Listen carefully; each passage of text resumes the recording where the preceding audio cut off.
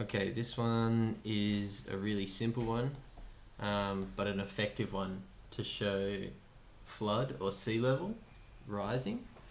So we'll start with just a plane, and this will be our land. So let's make it green.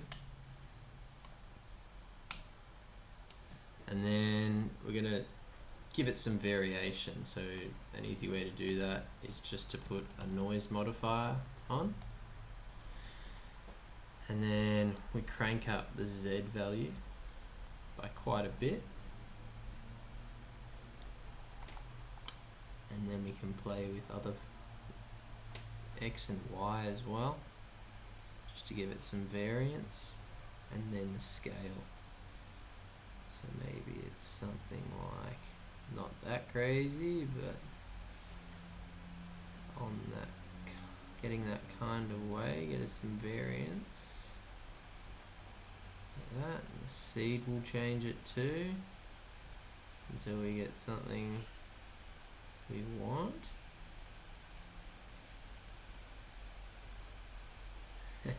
Pretty crazy. Okay, let's bring that back down.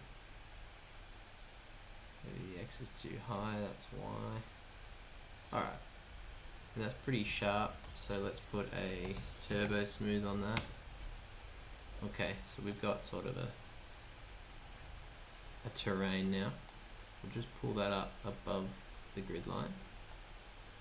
And what we'll do is we'll right click and clone that. And this will be our water.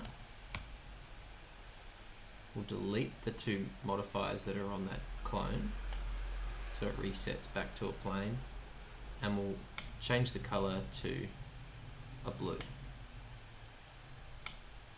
And straight away you can see where that plane sits is the waterline. So we can just play with the Z axis and watch it drain away to the lowest point, and then